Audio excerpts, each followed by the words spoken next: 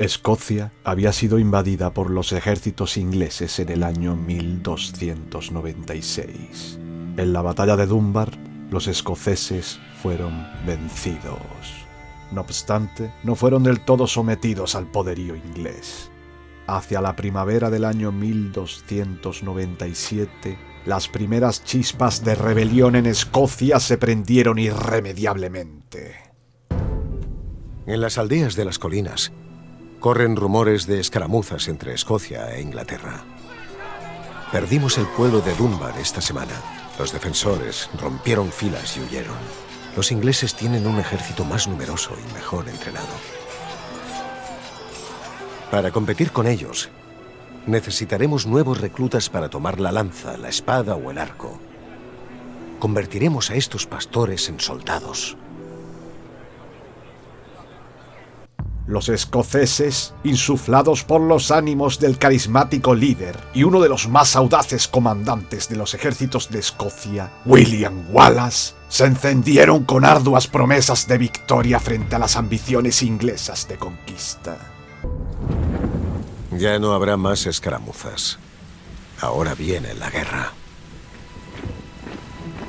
El villano Zanquilargo está preparado para cruzar el río Forth y amenazar el pueblo de Stirling con hombres de armas, caballería pesada y una multitud de arqueros.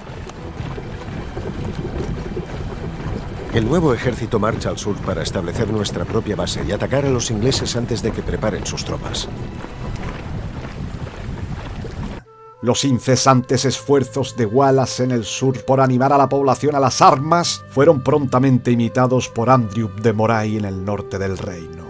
Algunos de los nobles escoceses también tomaron las armas, aunque la mayor parte, debido a la desunión política e intereses propios, acataron las condiciones del vigente pacto de no agresión con los ingleses.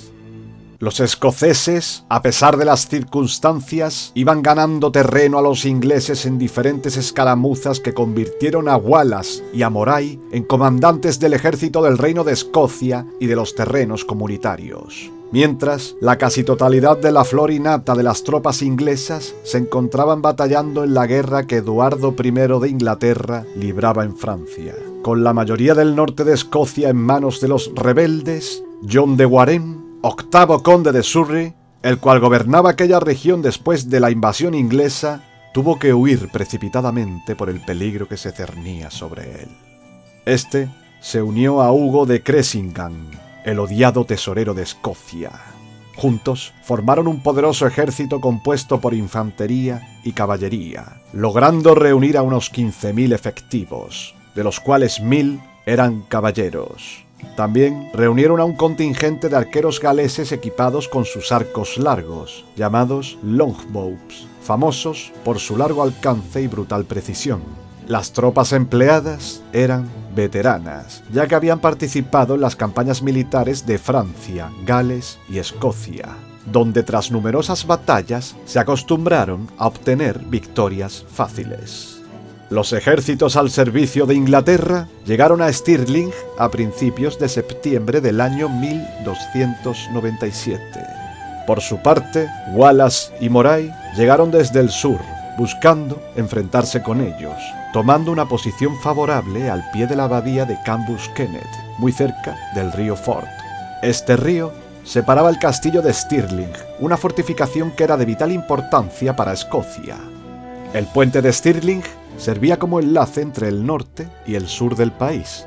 En vista de lo que sucedió en Dunbar en el año anterior, donde los caballeros ingleses destrozaron al ejército escocés en campo abierto sin mayor dificultad, Wallace propuso que su ejército, principalmente compuesto de infantería, esperase a un lado del río, con el fin de que el ejército inglés se viese obligado a cruzar el puente para llegar hasta ellos. Los escoceses estaban en franca inferioridad numérica, contando con unos 7.500 efectivos en total, aproximadamente la mitad que sus enemigos.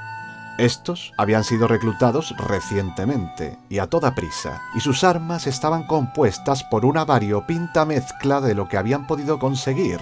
Cabe añadir que disponían de un pequeño contingente de caballería ligera. Lo que los escoceses sí tenían era una fe ciega en el casus belli de su guerra. Sin lugar a dudas, tenían la razón de su lado y una legitimidad incomparable, ya que defendían su reino del invasor inglés. También contaban con la inestimable astucia de sus grandes líderes. A pesar de que no eran profesionales de la guerra, habían sido capaces de recuperar casi toda Escocia mediante una campaña relámpago, demostrando unas dotes de liderazgo y carisma encomiables.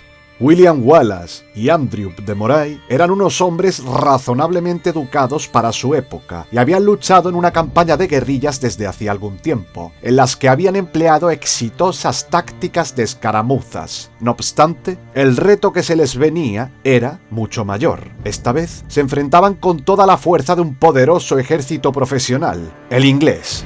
Los líderes escoceses eligieron muy bien el campo de batalla. El terreno en el lado norte del puente era prácticamente un cenagal, no apto para la caballería pesada, y el puente en sí era solo lo suficientemente ancho para que pudiesen pasar 2 caballos a la vez. Es decir, los ingleses se veían obligados a cruzar el río lentamente y en pequeños grupos. John de Warenne, el comandante en jefe del ejército inglés, fue cauto, al menos al principio. Era un militar con una trayectoria impecable y podía prever una trampa o artimaña del enemigo incluso antes de verla. Sin embargo, la impaciencia de los jóvenes caballeros ingleses por demostrar su valía en el campo de batalla y la presión ejercida por Hugo de Cressingham fueron bazas que jugaron a favor de los escoceses. Ambos comandantes discutieron sobre la mejor manera de atacar al ejército escocés. En pleno debate sobre la estrategia que iban a tomar en la batalla que irremediablemente se avecinaba, entró en la discusión Sir Richard Lundy, un caballero escocés que inicialmente había sido un enemigo del rey Eduardo, pero que posteriormente cambió de bando. Lundy estuvo de acuerdo con Warenne. Sin duda, el puente de Stirling era una trampa mortal, y cualquiera que lo cruzara era hombre muerto. El taimado noble escocés, Richard Lundy, tuvo lo que él estimó como una brillante idea. Él mismo comandaría una compañía de caballeros e infantes a través de un vado aguas abajo del puente. Una vez cruzado el río, atacaría por el flanco a los escoceses, permitiendo de esta manera que el grueso del ejército inglés pudiera cruzar el puente con seguridad. El astuto John de Warenne no se dejó influir por este razonamiento, posiblemente porque no confiaba en el escocés Richard Lundy. Y evidentemente, la brusca forma en la que había cambiado de bando en el transcurso de la guerra no era para poner la mano en el fuego.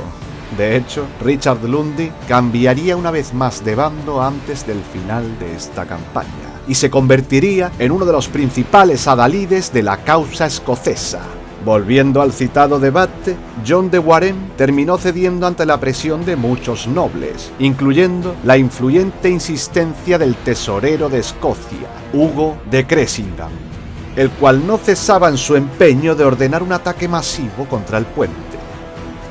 Jane Stewart, lugarteniente de William Wallace, tuvo la ocasión de parlamentar con el comandante en jefe del ejército inglés, John de Warenne. El enviado del ejército escocés conminó al líder inglés a abandonar su actitud de ataque, intentando sin éxito evitar un mayor derramamiento de sangre, a lo que el inglés le respondió con una sonora carcajada. John de Warenne, poco después, mandó a 2 monjes dominicos para persuadir de la rendición a los escoceses, a lo que el líder escocés, William Wallace, replicó lo siguiente: «Volved con vuestros amigos y decidles que no hemos venido aquí sino a luchar, determinados a tomar venganza y liberar a nuestra patria. Decidles que vengan aquí y que nos ataquen. Estamos esperando para enfrentarnos a ellos cara a cara». Los ingleses dispusieron para el enfrentamiento a unos 350 jinetes y 6.350 infantes, dividiendo sus fuerzas en 2 grupos, una vanguardia y un cuerpo principal. La vanguardia era liderada por Sir Hugo Cressingham, el odiado tesorero de Escocia. Este disponía de unos 50 caballeros y hombres de armas a caballo bien armados y acorazados. A su vez, los caballeros eran liderados por Sir Marmaduke de Swain, formando lo que sería la punta de lanza de la vanguardia inglesa. Detrás iba la infantería, que contaba con unos 1000 lanceros, 800 arqueros y 50 ballesteros mandados por Sir Ricardo Waldegrave. El cuerpo principal era comandado por Sir William Latimer y Sir Walter Hunter-Conf, disponiendo de unos 200 caballeros y jinetes, junto con unos 4.500 lanceros y arqueros. Cabe remarcar que este grupo no llegó a cruzar el río ni participó en la posterior lucha. Hubo cierta confusión inicial en la mañana del 11 de septiembre del año de Nuestro Señor de 1297. Cerca de 5.000 soldados ingleses iniciaron el cruce del puente antes de que se descubriese que John de Warenne se había quedado dormido. Así de preocupado estaba el comandante inglés por la batalla que se avecinaba. Por lo tanto, el ataque fue detenido y se dieron órdenes de despertarlo prontamente. Finalmente, John de Warenne se levantó y dio la orden para que el ejército inglés cruzara el río otra vez. Mientras cruzaban el río Forth, William Wallace dispuso que 180 jinetes ligeros se escondieran en un bosque cercano como reserva bajo el mando de Andrew de Moray. Las fuerzas escocesas sumaban unos 6.000 piqueros y 400 arqueros, que Wallace mandó formar en cuadros de 6 filas de profundidad. Ante el casi indomable ímpetu de sus soldados, que tras años de guerras e invasiones ardían en deseos de aplastar a los ingleses, el líder escocés tuvo que aplacar los crecientes ánimos y pedir que aguardasen a que el enemigo llegara, permitiendo de esta manera que la vanguardia inglesa cruzara el río y estableciera una cabeza de puente, lo que aumentó aún más, si cabe, la confianza en una victoria fácil de los ingleses. En ese momento, William Wallace dio la orden de ataque. Primero, los arqueros escoceses dispararon una lluvia de flechas hacia los bien protegidos jinetes ingleses. A continuación, Wallace y sus impacientes guerreros salieron en tromba hacia los ingleses, cargando con feroz ímpetu. Los caballos de los ingleses estaban atollados en el apestoso fango, y la vanguardia de los escoceses, muchos de ellos armados con las poderosas Claymore. Antes de proseguir, me gustaría explicaros brevemente qué eran las Claymore. Estas eran unas espadas escocesas a 2 manos gigantescas, contando con afiladas hojas de hasta 1,60 m de longitud. La feroz e imprevista carga de la vanguardia escocesa, junto con el bloqueo de la caballería ocasionado por el abundante lodo, destrozaron a la vanguardia inglesa. Los guerreros escoceses incluso desmontaron a muchos y los arrojaron al río, condenándolos al ahogamiento por el peso de sus armaduras. Al mismo tiempo, Andrew de Moray embestía con los jinetes por el flanco del ejército inglés, haciéndose con la salida del puente y dejándolos aislados del cuerpo principal. Sir Marmaduke de Zwing, con un grupo de jinetes, consiguió cruzar el puente y ponerse a salvo a tiempo. John de Warenne envió refuerzos a la vanguardia, pero estos se tropezaron con los que huían, provocando un caos que ocasionó que el puente cediera bajo el exceso de peso. Algunas fuentes de la época apuntan a que fue destruido por los escoceses. Otras dicen que fueron los mismos ingleses en su retirada para evitar la persecución. El hundimiento del puente de Stirling ocasionó la muerte a cientos de ingleses, que cayeron al agua y murieron ahogados. Entre ellos cayó uno de los comandantes del ejército inglés y el mismísimo tesorero de Escocia, Hugo de Cressingham. Los escoceses, al ver el caos ocasionado entre las filas de los ingleses, lanzaron un nuevo contraataque masivo que causó la completa retirada inglesa. El resultado final fue una batalla victoriosa para William Wallace, que infundió renovados ánimos para el reino de Escocia. Solo unos 300 soldados ingleses consiguieron cruzar el río y ponerse a salvo. La batalla del puente de Stirling fue un rotundo desastre para los ingleses y para John de Warenne. Probablemente la mitad de su ejército fue destruido. El obeso tesorero del rey Eduardo I, Hugo de Cressingham, se cayó de su caballo y murió.